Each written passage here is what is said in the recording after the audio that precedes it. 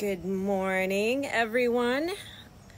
I am here this morning.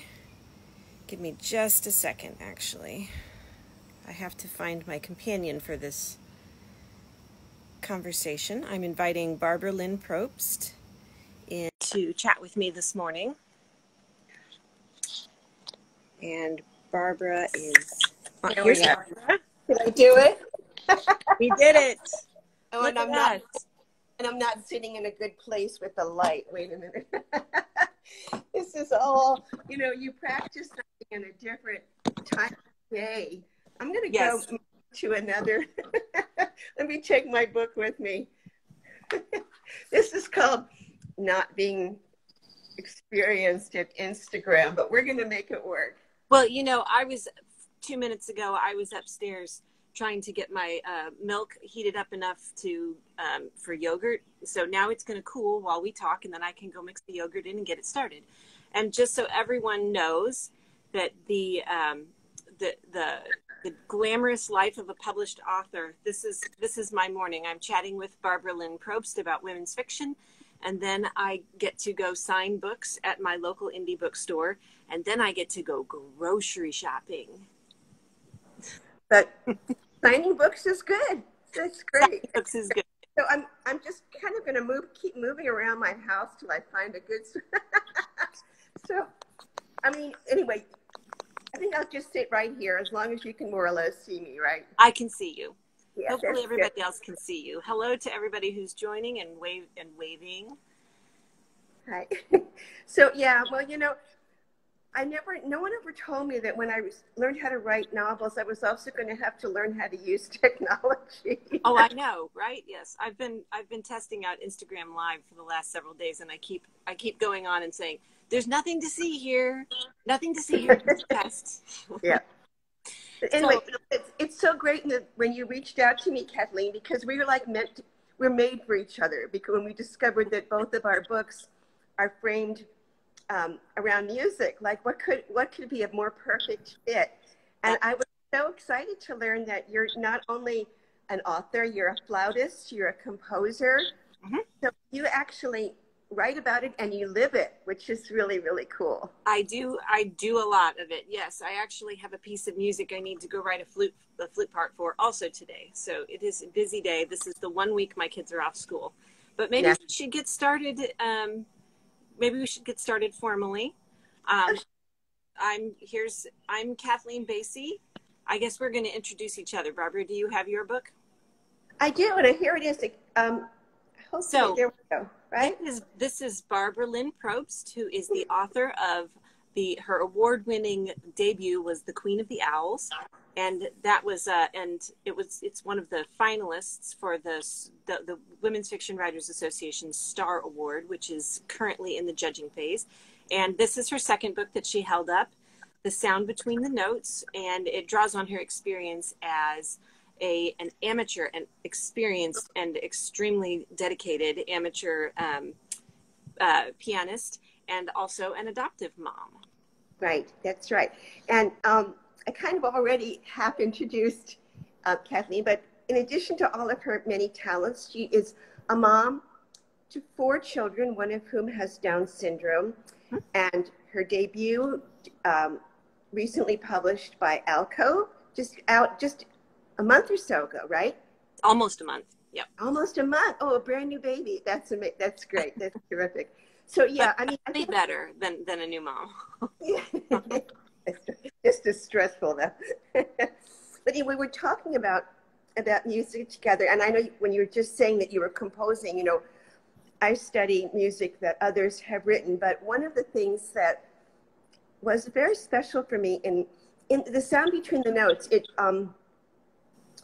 it begins with Susanna's audition for an opportunity that she thought was never going to come her way again. She had set her career aside to be a mother, in fact. But anyway, so in her audition, she plays Schubert's B-flat major sonata, and then at the end of the book, in the actual concert, of course, that's what she plays. So I decided the least I could do for my protagonist was try to learn part of the of the sonata. So it's So a you lot of haven't learned the whole thing. I was No, no, no. wondering that actually when I was reading the book. I was wondering if the first movement is 20 minutes long. I thought, has she really learned this whole thing? Because I knew you were playing it. Well, no, the first movement actually is to play it well is very, very difficult. But I did learn the second movement. So here's my sheet music. I even brought it. Here it is. My handling, because the second movement in most sonatas is more contemplative. It's more transcendent and I want to say celestial. So although it's difficult to express, that the techniques of it is not as hard. But I felt like, how could I write about this without trying to really live it a little bit? So now in your book, your protagonist is not a flautist, though. No, she's a pianist as well. So I have two pieces to my musical life. My training is I have a master's degree in flute. And so that's what I know. But the music that I do now is in church, which is like my protagonist. She's a church musician who's like had everything upended in her life and goes on this road trip to honor the family that she lost. So I fake it on the piano, and sometimes I fake it well, and sometimes not so much. My husband is the pianist in the house. I can write piano parts. And I can read them. And if I go super duper slow, I can play all the notes. So I can do it well enough that I can hear it myself and know what works and what doesn't. Right. Up to a point. But then I have to give it to a real pianist who can say, that is an impossible fingering that you're requiring there. You gotta fix that. So luckily I'm married to a really good pianist. But I think it's important for anyone who's listening to understand that you don't have to be a musician to really find great meaning in both of our books. Music is just the frame. Well, I think, and the other thing about music is that it's truly a universal experience. I mean, people are always, because I lead a choir at a church, and I'm always telling people to sing, because our purpose is not to perform. Our purpose is to lead the congregation in singing. Okay? Yeah. So we're there as facilitators of song. But I do think that an ensemble does that really well, because you have space to hide in, you have people, you don't have to carry it. Nobody has to be a solo. So people are always coming to me and saying, oh, I can't carry a tune in a bucket. And I'm like, yeah, you can. You might not be a soloist, but the vast majority of human beings really can sing. You might not sing so that you want anybody else to hear you, but you can sing well enough to join in the group.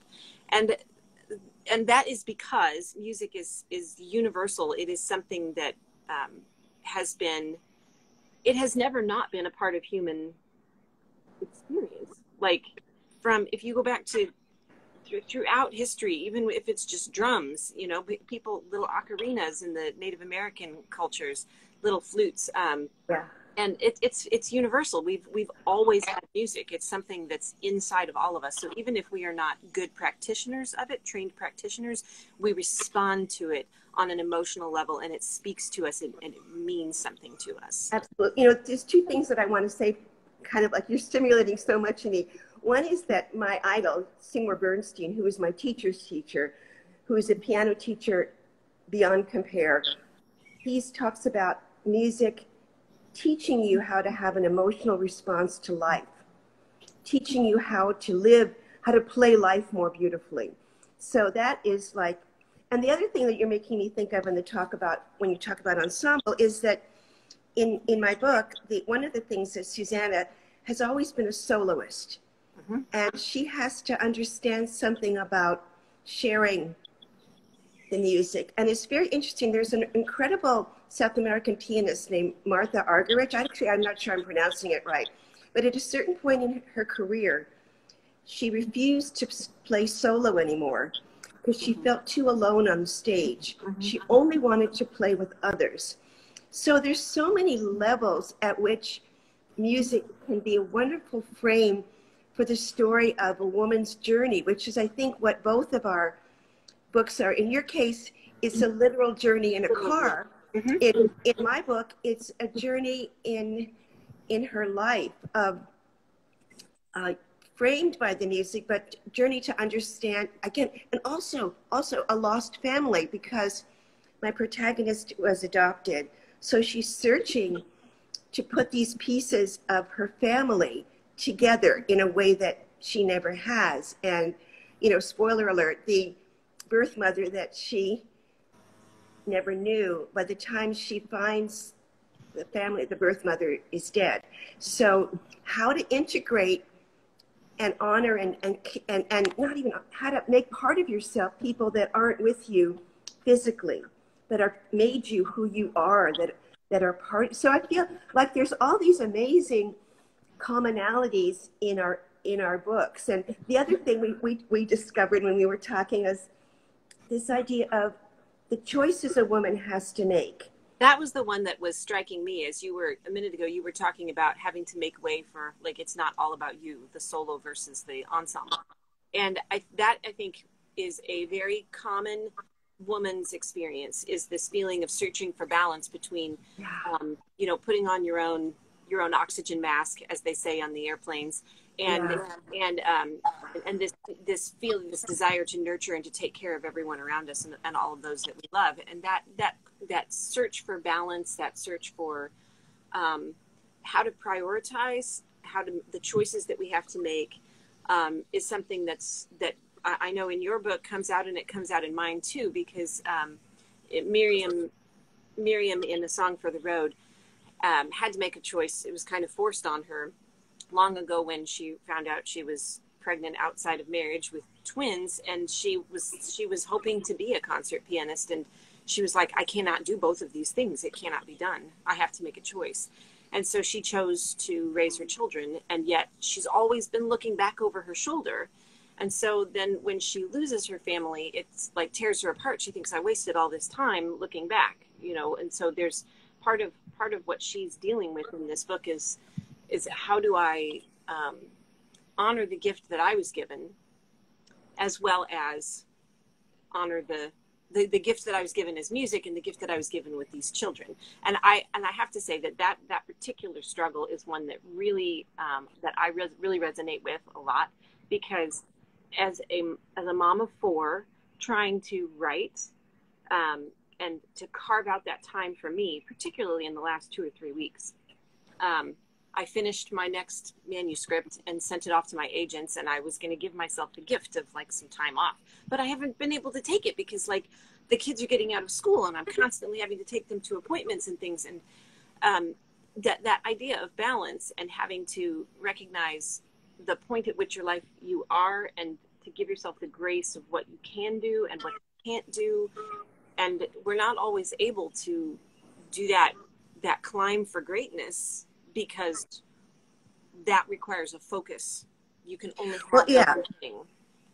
Yeah, no, it's very, very much the same kind of struggle in the sound between the notes, because you could, if I had to sum up the book in a sentence, I would say that she's struggling to do right by those she loves and to do right by her own artistic passion.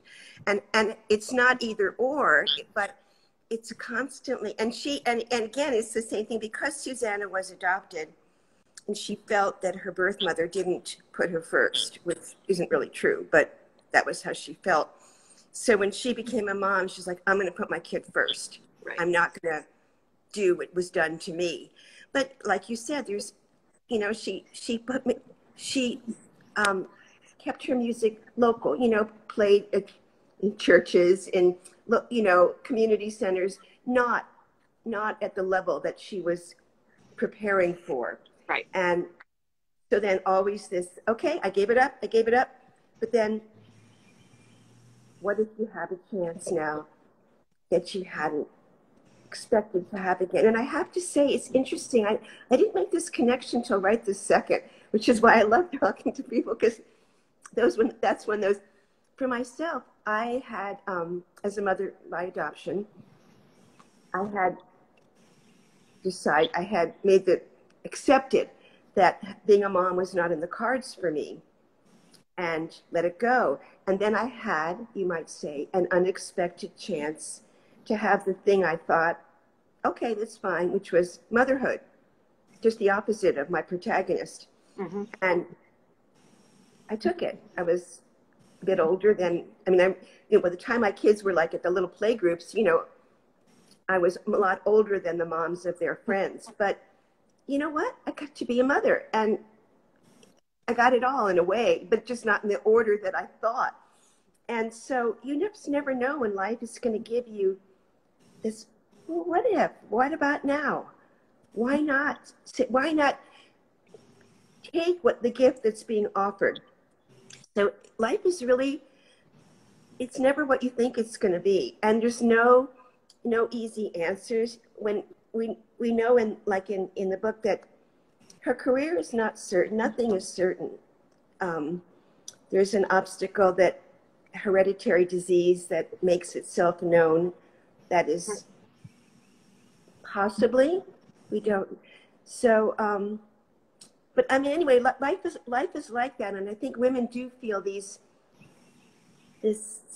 struggle of balance, like you say, in a very particular way. And that is a part of so much of women's fiction, no? I mean, the search for all the different roles and selves and how to honor all of them.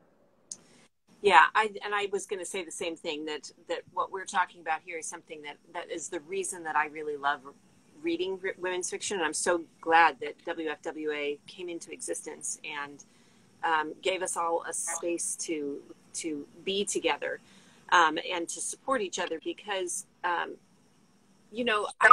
love a good love story, and I love writing a love story, but I never could write a romance because there was always more to it. It was always like, it's not just about, like, the love story doesn't end at the end of, when they get together. And a lot of times that's really where it begins. And all of the things that challenge a marriage, and that happens to both of our protagonists, all of the things that challenge a marriage happen after. Well, not all, but most. I mean, there's a lot that challenges that challenges a woman after. And so it's not really true to a woman's experience to just write the love story and they get married and live happily ever after. There's so much more complexity and beauty, and I love the realism that is allowed by the women's fiction genre, because we get to explore all those things. And I think it's great for readers, because readers get a chance to get on the other side of that and see their own lives reflected back at them from a different angle. Yeah, exactly. I mean, again, just going back to how, for those, I see there's some new people that have joined, that going back to that thing we said in the beginning, that although our two books, we'll just can hold them up again, because I see there's some new people here really quick. Oh, yeah. They're both framed around music, but really they're the story of what it means to be human. Yes. In Susanna's case, what is it to have a mother? To be a mother, to be a daughter, all of, and she navigates that, or through her father as well, not just her mother, and her husband and her son, and it's very complicated. So whether you frame it around music, or you could have been, my first book was framed around art, but it's a similar story, because that protagonist is also struggling with a lot of roles. And BTW, I'm not an artist. So, but as you were saying, I mean, there's something about music that just gets right to our heart. And the other thing for me about the piano, and I don't know if it's this way with the flute, to play the piano, it requires all of you. It's your mind keeping track, your body. You have to do certain things with not only your hands, but your back and everything. And also your feelings, your heart. It requires everything, and it calls it all into question. To do it well anyway. I will say that I spent lots of time in practice rooms reading a book while I was doing my scales, but they never went very well. I was just trying to get through it. Well, yeah. And so, really all of that is just, again, these are doorways into this search for being human, that I think our books have so much in common in that And the endings are not just everything is all tied up. In a way it is, but it's Exactly. not really, because you don't know what's going to happen afterward, next in the Yes, people. I have a lot of people reach out to me and say, "Oh, are you going to write what happens next to Miriam?" And I'm like, "Well, I kind Yeah, of like to let her have the privacy of figuring out the rest of her life on her own, but we'll see. We'll see." yeah. But it's so true. I don't know, how are we doing on time? Because we I promised. think we actually are 21 minutes in, so we Oh my goodness. probably the time flies. We all said, everybody that's listening, we said we were going to do this for 15 or 20 minutes, so we're about to the end of our time, really. I know, but of course we could talk forever. I know So, we could, but everybody might not like to hear it. but I want to leave everybody with the message we've been giving, that, women's fiction, it isn't even just for women, by the way. I kind of have a problem with that. It's just, it means it's fiction about an emotional journey towards, you're not the same at the end of the book as you were at the beginning. And as a reader, you should be changed by the act of reading it in the same way that the protagonist is changed. I was certainly changed as a human being by the act of writing this book. I discovered things I didn't know at the beginning. And one of them was that, maybe just my last thing, I started out seeing this protagonist is very bitter and resentful as an adoptee. And I realized that you can't play music, you can't care for anybody, you can't love if you're angry.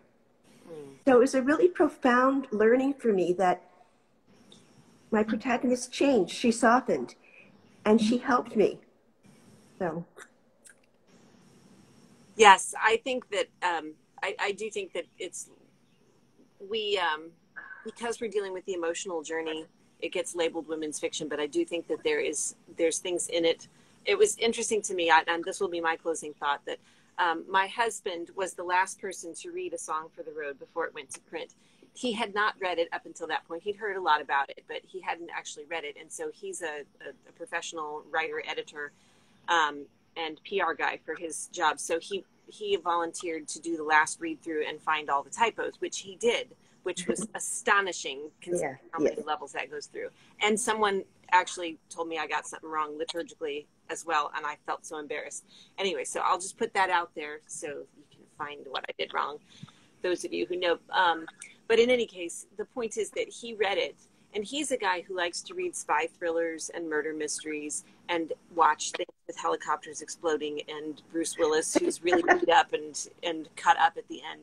And he really enjoyed this. He laughed. He said, this was really, really good. And then he read 2 more books, women's fiction books that I had lying around. Now, I don't think he will go for a steady diet of it, but he really enjoyed that. So I do think that they're more universal than the name gives credit. Totally. Well, thanks to all who came to eavesdrop. And thank you. Go read a great book now. Have a great day. Happy Women's Fiction Day, everyone. Okay, bye-bye. Bye.